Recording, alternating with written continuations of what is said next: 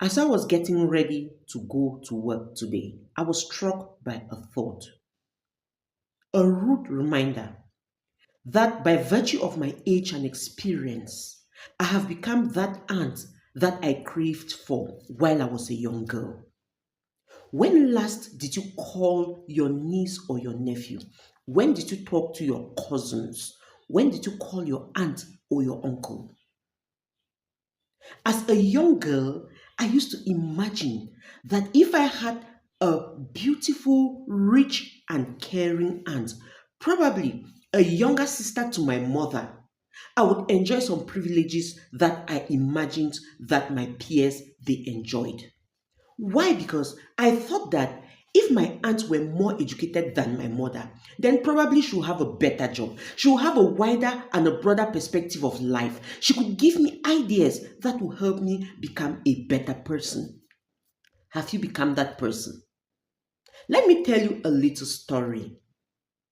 There was a day I visited my uncle, my mother's elder brother, a rich and very generous person, who needed me to come to his house almost every weekend just so I should enjoy the good things of life, just so I should see. He wanted to give me an inch, a glimpse of another life, a life that was, of course, austere than the life that we lived. While I was there, one of my cousins came in from Nigeria. He was on holidays. On coming, he had brought two dolls for my cousins, my twin cousins. When he got there and discovered that I was there, he hurriedly went down to Bamenda main market and got me a matching doll like those of my cousins. Men. Let me tell you, I was about 6 years old. So we are talking about something that happens like 4.5 decades away or ago. So, can you tell me why this impression, why this thought, why this act is imprinted in my mind even as I speak? I still have goosebumps because of the way I felt. Now, this was my cousin, an older cousin. Maybe he was doing his master's or PhD at the time while I was 6. But he was enjoying from the largesse of my uncle. And that is why he knew how somebody felt or how somebody feels when they receive a gift or when they are given some special attention. Let me tell you, before that day, I had never owned a doll with limbs that move. You remember, if you have my generation, you remember that there was a doll that was like this. If I had my way, I would say God should punish the manufacturer. But of course, it was from there that other beautiful dolls evolved. I can clearly remember my doll. It had black eyes, it had eyelashes like what our girls wear today, and it came with clothes and undies. And so we spent all our time playing with these dolls, manipulating the dolls. That, my friend, is because I had a rich and a generous and a caring uncle who had taught my cousin how to be generous and how to be giving and how to work hard.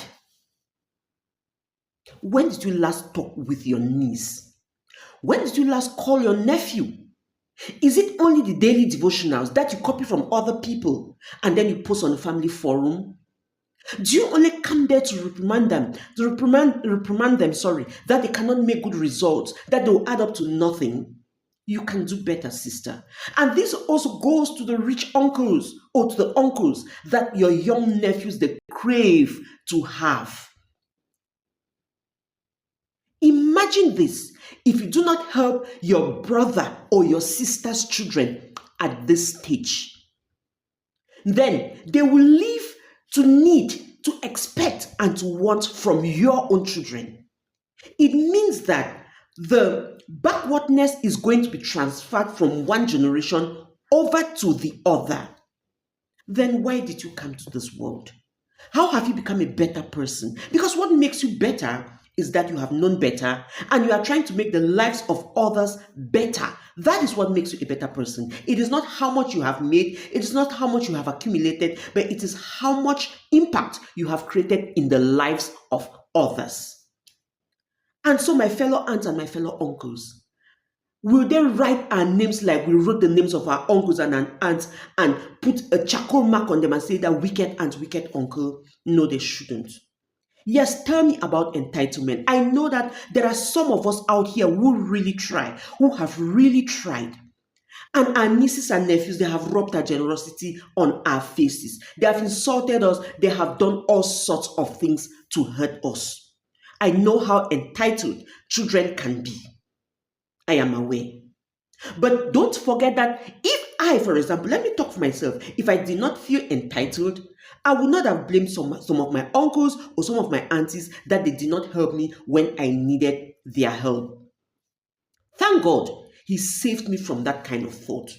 So while you prepare to give, while you prepare to help, while you prepare to make your nieces and your nephew better, better than your children, even if you can, remember that you also pray that they do not become entitled.